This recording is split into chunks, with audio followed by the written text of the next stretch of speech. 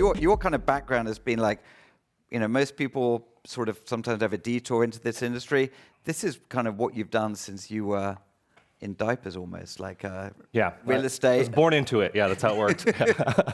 So you started a number of kind of Proptech companies back in the day, and then you started a company called Movity, and then truly acquired that business back in, was it 2011?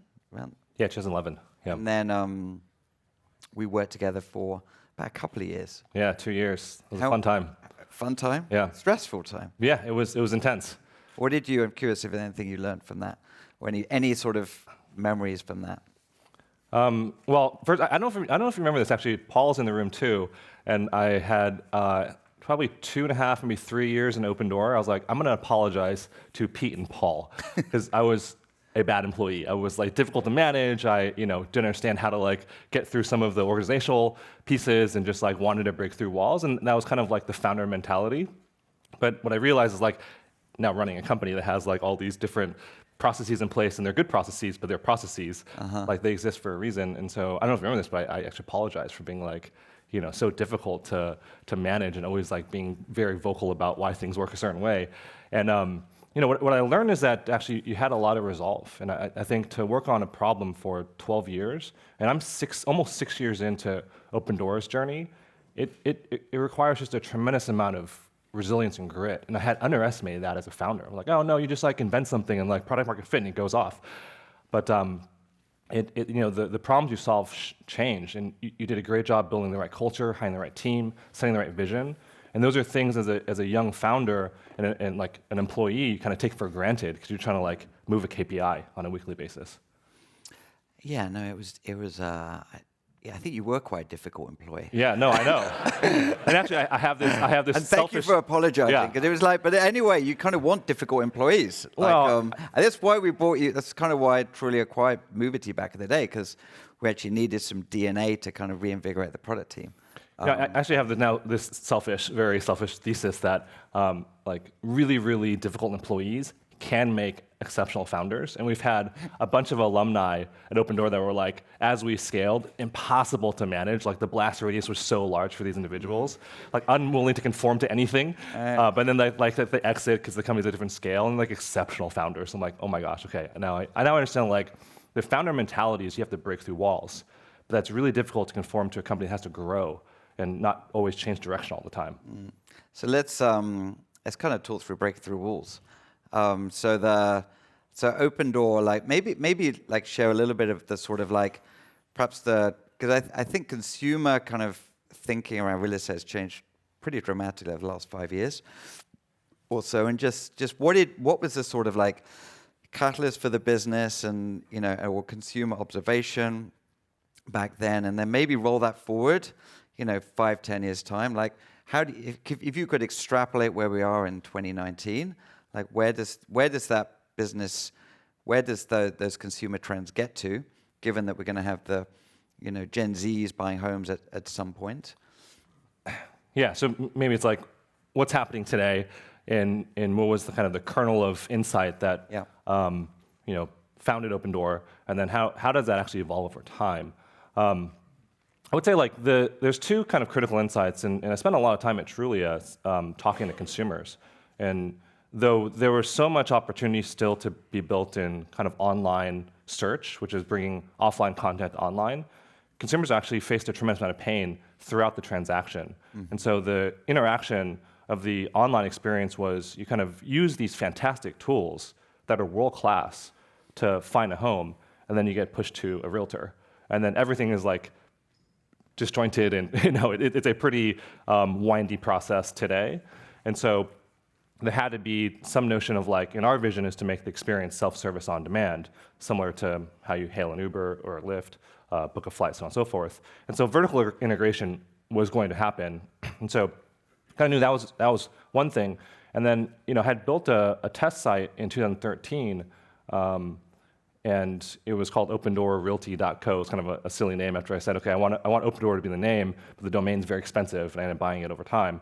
And what I realized is that actually there's a significant liquidity premium for a set of customers, right? So there's so much pain in selling a house today that people will pay quite a bit for certainty and convenience, which is kind of the two main vectors that we kind of compete on, and we don't compete on price today. Well, at that time, we didn't compete on price. So we surveyed customers, actually talked to 10 sellers in late 13, and asked them, hey, if I was willing to pay you as Eric Wu, living in San Francisco, 88 cents on the dollar, would you accept? Some people were like, go screw yourself. Some people were like, okay, let's talk. And so as you get closer to the price point of what a traditional sale would net you, actually the conversion is insanely high. And so you kind of see that for a set of customers, there's either too much pain, too much hassle, too much stress, or too much risk for them to sell traditionally, and it locks them in the home. And so we kind of realized, I realized that there was like a liquidity premium there to be had. So to your second part of the question is like, you fast forward this 5 years, we talk about it at Opendoor as like, how do we create a transaction that's frictionless and low cost? I've said free in the past, so I'll remove that. But we want to enable people to move between neighborhoods, cities, and homes in a frictionless way, and then eventually free. And if you can do that, then people will move, people will buy. The market will be very, very liquid. And so, I think a lot of us in this room are working towards the same vision, same problem of like removing friction for the consumer or removing cost from the transaction through automation and so on and so forth, self-service tooling, so on and so forth. So I think the experience in 5 years looks something like that, which is like, it's going to be mobile first, it's going to be one tap to buy or sell, and then eventually be very low cost. And so there was a Wall Street Journal article yesterday, and the sort of data was picked up by a couple of other groups, which was talking about, and I think it may not be your data specifically, but it's MLS data and sort of merging with Zillow, and some of their data is more public. But it essentially was saying that it wasn't sort of a 12% discount versus or liquidity premium. The prices that you're buying homes are what the sort of industry standard AVMs are charging, would typically value a home. So you're buying kind of like there is a fee for the service, but you're essentially paying what the house is worth. So from a consumer perspective, it seems like, at least the article was saying, like a super awesome deal. Well, I mean, the model itself, if you backtest it, the mean error is 0. It's a regression. So like by definition, so the mean error is 0, so meaning that you sometimes overpay and sometimes... Yeah, just the variance matters a lot. And we have a big pricing team focused on that. But the goal, and maybe it's taking a step back, the structure of the product is that we want to deliver you a valuation that's objective, it's based on data, and it should inform you of what the value of your home is if you sold it today. And then we want to charge you a fee for convenience and certainty. And so decoupling the two teams actually is quite important, which is like there's an entire team working on reducing the cost structure, and there's an entire large organization working on pricing. And if you conflate the two, then you get into this, there could be incentives to kind of like underpay to achieve P&L goals. And so, the model is the model, and we're trying to offer consumers is a fair price based on data and some judgment on top of that. But the data shows that actually that is the case. Yeah. So the sort of the rub, obviously, and this is sort of many people kind of take kind of pot shots at you and others around the model, which is, maybe a great consumer proposition, but where's the money? Like where's the margin? And kind of I think. That's the investor question. That's the investor question. That's certainly kind of not Zillow, who have kind of come after you and like in the last 6 to 12 months who are going after it. And so, sometimes I kind of think about this as almost like, Amazon, which is selling stuff, kind of providing incredible service at very low cost, an incredible kind of expenditure and infrastructure. But they also happen to have AWS on the side, which is kind of like providing sort of significant profitability. In fact, all the profitability for that organization. So is there an AWS behind Opendoor? I'll speak to the investors, yes, and then the competitors, no. No, I'm just joking. Well, I mean, to be fair, Amazon was not loved for a very long time, and eBay looked like an incredible model where it's like, just moving bits around the internet for fractions of a penny and actually charging like 18% take. Like that, those are incredible business models. And as an investor, like it's strictly better. But from a consumer standpoint, it's strictly worse. Like no one wants to put $20 billion into building fulfillment centers, But as a consumer, you're like, I want that. I want better pricing. I want availability. I want selection. And the only way to deliver that is like building infrastructure for e-commerce. And so to answer your question around Opendoor, we kind of view there's two big organizations of the company. One's a growth engine, which is the buy and sell of real estate. And we want that to be high margin if we choose to, but really a growth engine to raise awareness and acquire customers. And then we have a profit engine. Right, so there's a growth maximizing function and then a profit maximizing function or a margin maximizing function. I think there's a similar strategy that a lot of people take, right? It's like burgers with french fries or whatever, like milk with kind of high margin groceries. And I think Compass and to some extent Zillow and some of these other companies in this room may have similar business models, which is you have this like growth engine and it's an incredible customer experience. Like Prime is an incredible customer experience. And then you have fulfillment, which is very high margin. You have AWS, as you mentioned.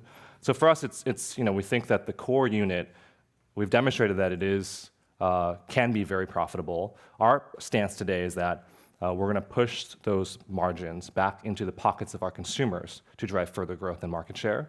And then we do run two other businesses today, actually three, which is title and escrow. We run financing or home loans or mortgage. And then we have a third-party business, which is off-balance sheet transactions, which is like connecting buyers and sellers, and that's growing very fast as well. So to connect to, when you say connecting, I mean that's traditional real estate brokerage? It's a mix, and so like the same way that FBA is kind of like eBay, but there's kind of like it's like more like a managed marketplace, which is there's some requirements to kind of be on the platform, and that enables you to deliver a good, not great customer experience on both sides. So what, and just from a, you talked about, what is the sort of like, what do you think the incumbents or, perhaps traditional people or the sort of investors just don't get about your business? Like what is misunderstood? It's a good question. I think if we're talking about what are the things that people kind of tend to overweight, I think it's real estate exposure is one, which is, there's one important piece, which is that it's short duration risk, right? And we hold assets for 90 days, of which 45 days is under contract. So our exposure on the market is 45 days. And if you try to predict the market movements over a year, that's a very difficult data science task, like a nearly impossible task. Or Ivy Zelman does a good job of it, but like it's a very challenging task on a continuous basis to forecast 12 months out. 45-day windows is actually much more manageable because real estate moves very slowly. I think that like people don't fully understand is that the pockets to lend against short duration assets in residential real estate are very deep. And so people think about, oh, this is capital intensive.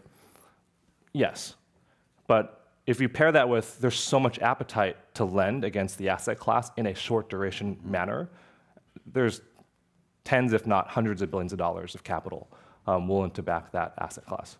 And we'll hear from panel on that from Denny and later on. Is there any, just ahead of that, is there anything like just raising those sort of capital? Is there anything that's, from as we work together, you're essentially a product guy, a software guy, and yet you're dealing with these Wall Street folks that are like, highly analytical and yeah, and they use a lot of acronyms that you don't quite understand. It's like, okay, that makes no sense, but I'm gonna, defer to the guy I hired. Can I tell you a funny story, actually? Yeah. Denny, I apologize for telling the story. You probably may not even heard this story. So in our first negotiation with Silicon Valley Bank, and they're incredible. They're just like so good. And Opendoor would not exist without them, to be totally clear. I didn't quite understand all of the technical terms. And there was one term that Denny live was like, what do you think? And I didn't quite understand the question. I was like, what do you think? And he said some number, and then that's what got written in the docs. And so it was like this negotiation around terms that like I didn't fully grok. So as a founder, how did that work out? Fine, yeah. Okay, it was a great deal for Silicon Valley Bank. I should have just taken a number and said, okay, plus 35% or minus, but I didn't quite understand it. So, in this example, it's like you gotta learn incredibly fast. Yeah. I think I have a decent fluency on cap markets and the different structures we have at the company. And then the next most important thing is to hire exceptionally well, right? So we brought in a very seasoned capital markets person who had previously raised $6 billion of debt against resi real estate to acquire distressed assets, like really understands that world and knows all the people you need to know.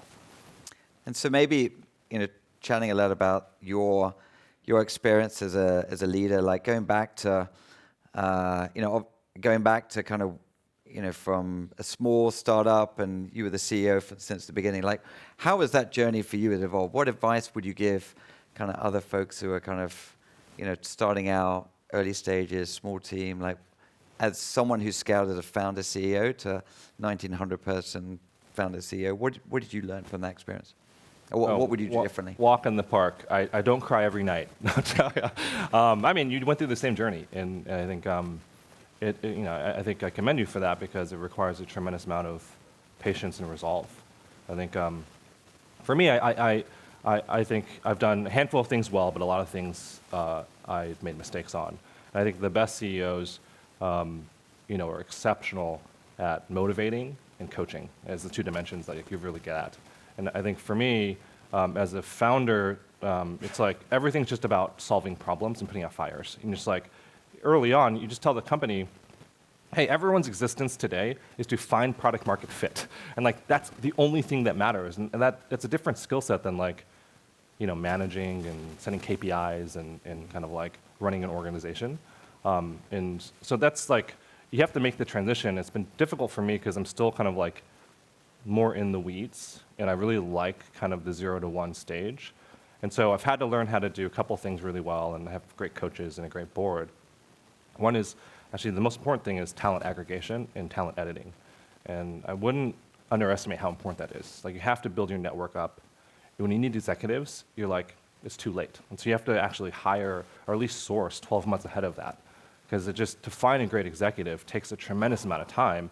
And then there's this general rule that you want to spend 20 hours with an executive before you hire them. It's 20 hours. You can't get it done in like an on-site. You have to like grab dinner, you have to go on walks, you have to like really get to know someone.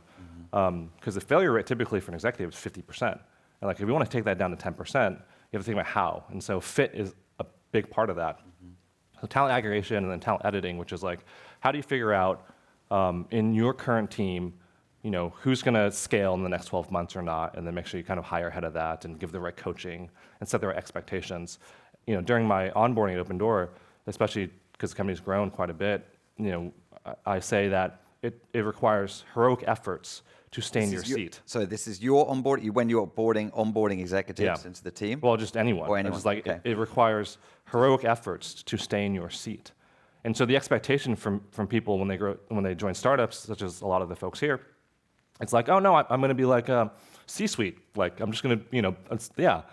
But no, if you join as a director level, and I would avoid titles early on, but it just requires a tremendous amount of energy and effort to scale. You're doubling the staff every year. The complexity doubles every year. The people you manage double every year, and not everyone can make that. And so talent aggregation and talent editing is critical, and I've had to like learn that the hard way.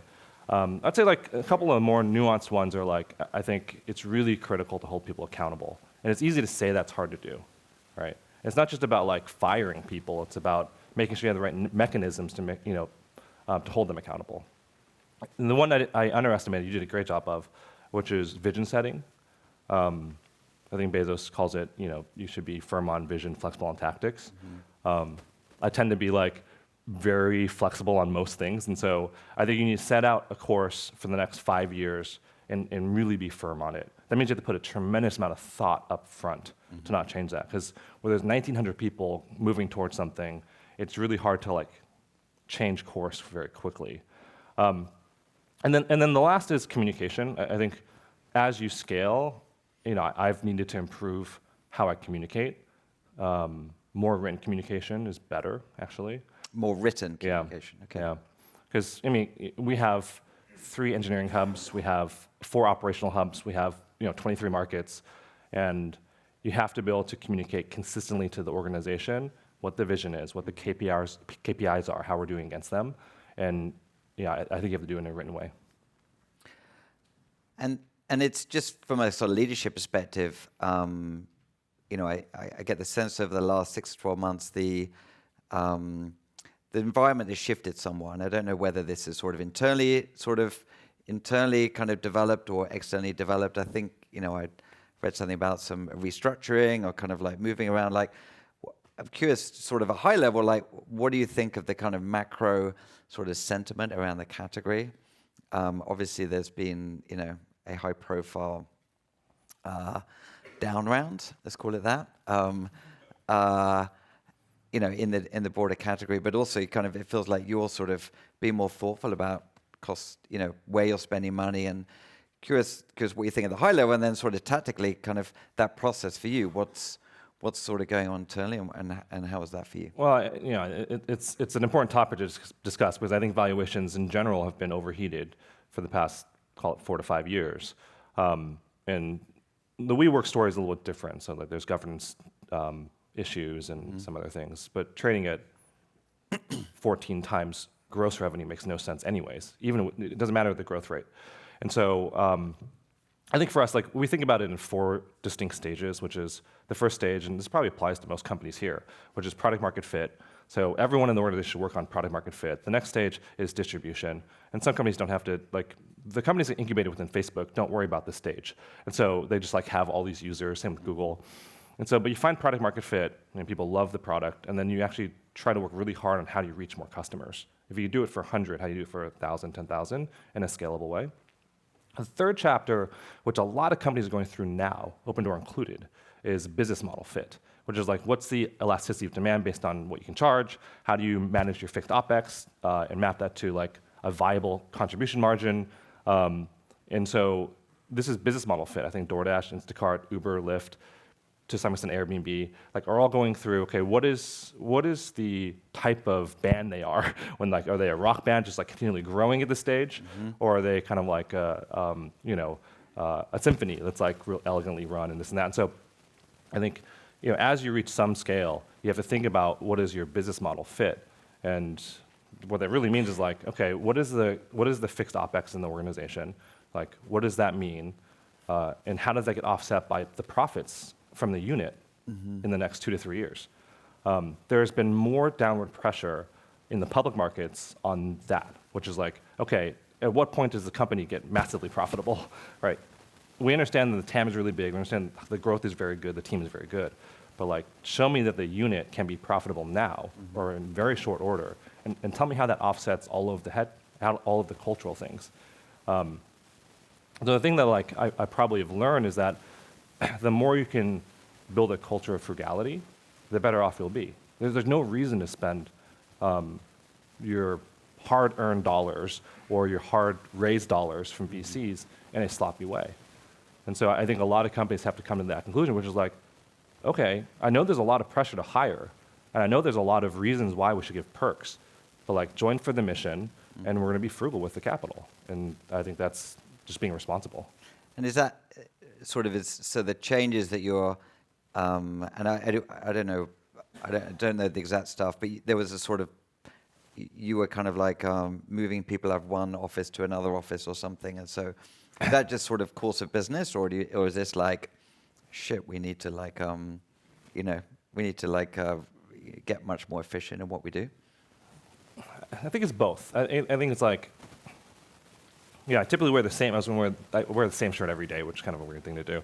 I have 10 of them, so it's not like the same exact shirt, but not the thing to do, is it? I don't know. It has like our KPIs, and we pick a couple every year, and we make sure that everyone trying to works towards it.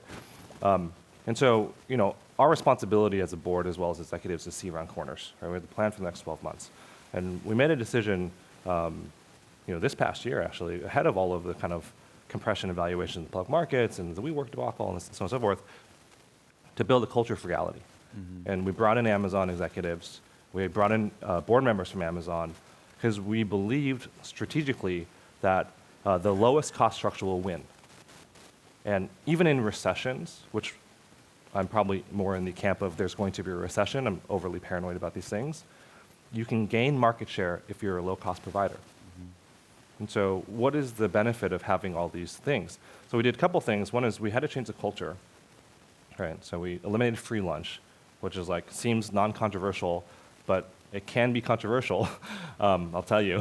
When people remove things, then... Soda selection. Yeah. And I had this kind of graph on when I announced this, I was like, we can either choose to win the category, and there was like this map of like Opendoor cities and how it could grow, or ice cream. I was like, we get to choose whether we want free ice cream or to win an important category. And so we made that transition. And the other was operationally. So we were operating in a decentralized manner. And that works really well at a certain chapter. And then it starts to break at another chapter. And if you look at some of the case studies, which is like Uber and Lyft, they had to compete. It was a fierce war. And so decentralization helps you move faster. There's a bunch of challenges, which is like when your engineering team is building processes for customers or operators, and you're operating in a decentralized way, actually everyone's creating their own processes. And so it's really hard to automate. So we had to pull everything back. And so a lot of companies yo-yo between the two all the time. Like we have incubation projects that actually run decentralized. And so we said, okay, for the core business, which is like we buy direct from a seller, we resell to a buyer, we're going to centralize over time. And we gave the team 9 months notice. Because we had staff in Atlanta, we had staff in Dallas, and there's a couple benefits. One is that you can actually build a better customer experience, and that is truly the North Star, which is, okay, if you can make the process cheaper and more consistent, the customer benefits. Yeah. And so we actually pulled the staff back to Phoenix.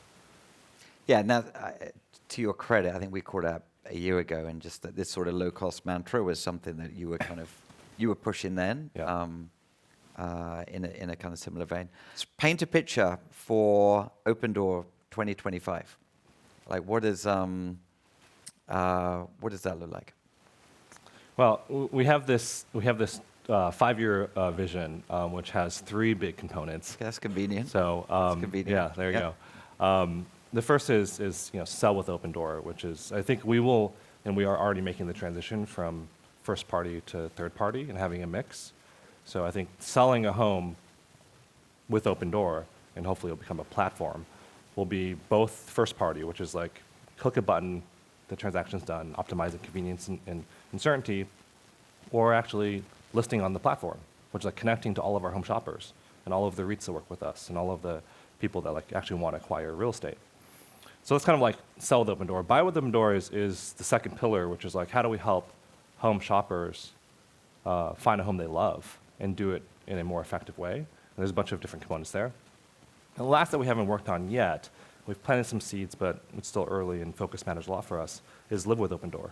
And so how do we, I don't believe that the buying experience is strictly decoupled from kind of like moving in and living there. And if you look at the auto category, okay, you buy a vehicle, but like you go back to the dealership for maintenance, you go back for, you have a financing deal with them. So there's a lot of different components when you move into a home that we want to continue that relationship with you. And so how do we provide home services So and building an ongoing relationship and home financing, refis, all these different things, yeah. That's called LTV.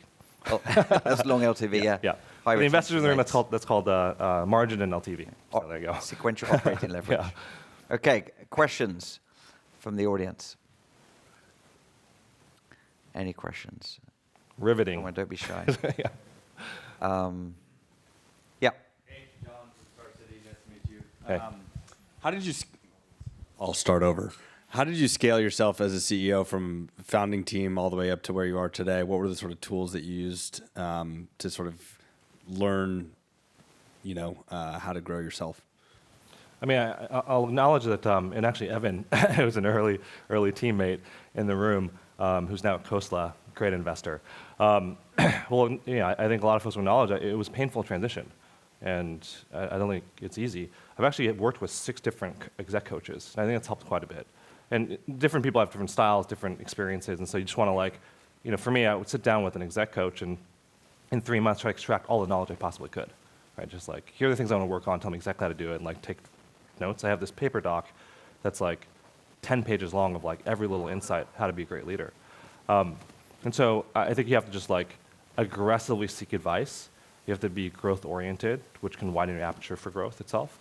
And you have to then implement it, which is the hardest thing to do. Because like, it's easy to say, hey, everyone here should be frugal. You know how hard it is to create a culture of frugality?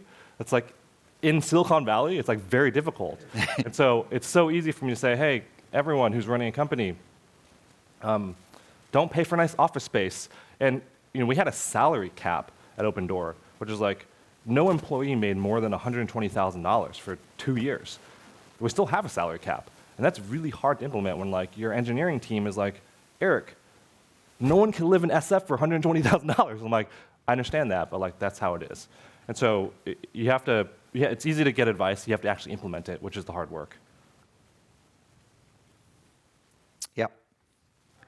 So on that topic of building a culture of frugality, how do you reconcile it with building a team in San Francisco where, I understand you have a salary cap, but then how do you attract employees and how do you think about sort of building large organizations of the future as you do this? You got to make trade-offs. I mean, people opt into the culture or not, and that's okay. I think people are afraid of high churn. It's like, oh my gosh, like people are leaving. No, that's okay. And I think the same for investor bases. Like Zillow's going through an investor-based transition where they're going from high margins to low margins, and certain investors love that, and some investors don't like it. So like people will churn, and then people opt into the new culture, and I think that's okay. And that'll make you stronger over the long haul.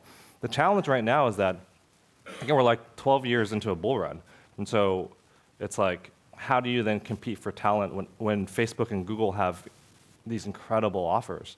I think you have to not compete against them. You have to say, okay, we're going to hire the people that want to be scrappy, that want to build something that matters, and like not be part of this machine that just like, it doesn't matter what you do there. Like the company just grows irrespective of like your contributions.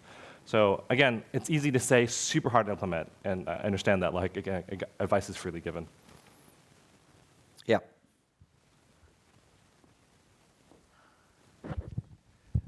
Can you talk a little bit about how your cost of capital has changed as you've grown the business? Obviously, early on, you don't get as good of cost of capital because you don't have the scale. But what were the triggers and the components of that cost of capital in terms of LTV, interest rate, and anything else that you think was important to helping you reach those next milestones? And how did you coordinate all that? Yeah, I mean, there's two big components. Well, there's three. Track record's number one, showing that you can consistently deliver results with not a lot of variance. So once you have the data, you send people the data tape, they can understand how it works, right? And they can account for like the operational risk at that point. The second actually is team. I think debt providers and lenders will lend more generously to teams that have done it before. So hiring the right team matters a lot. And third for us, and the reason why, for better or worse, we have always overcapitalized the business, and also it involves my kind of like always be paranoid mentality, is having a really, really large equity capital base. And so we still sit on a tremendous amount of cash for that reason.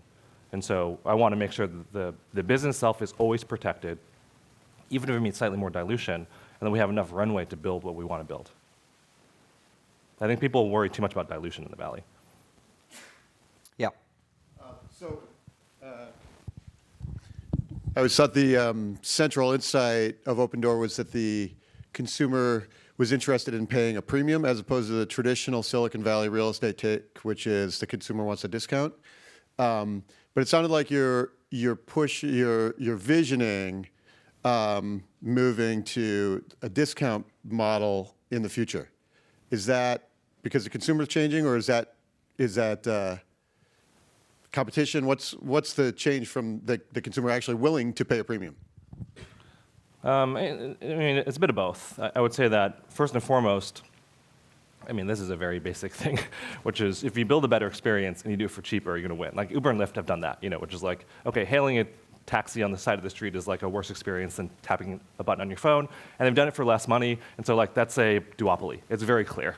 Like that's why there's so much excitement around the companies. There's a bunch of other problems, but like at a very basic level, if you can build the best experience and do it for less than what exists today, you're probably going to win.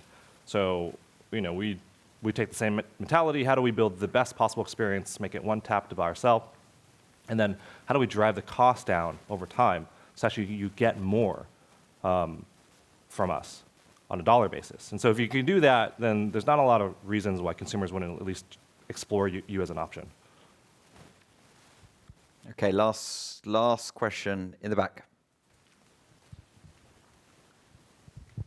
Hey, Eric. Thank you. I had a question about, I think one of the things we've seen is Opendoor partnering with a company like Redfin.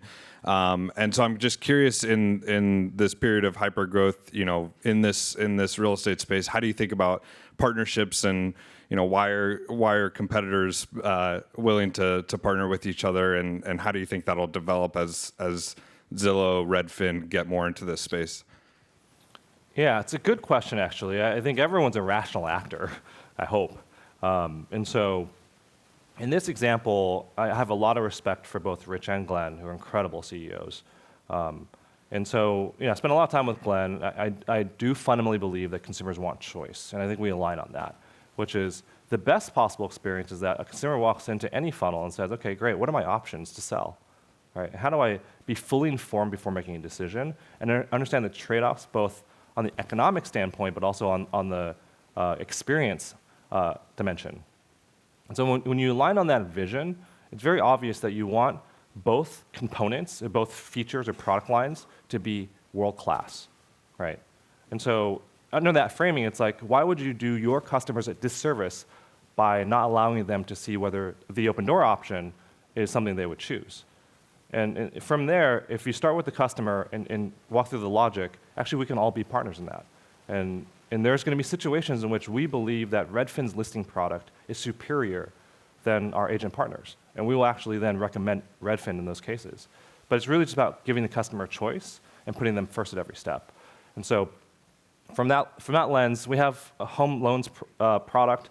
If one of you individuals have a better mortgage product, you know what we're going to do? We're going to recommend that to a customer. And so it's just really about giving our consumer base, and then in this case, Redfin's consumer base, more options so they can make the right decision. Awesome. Well, let's give Eric a round of applause and thank you.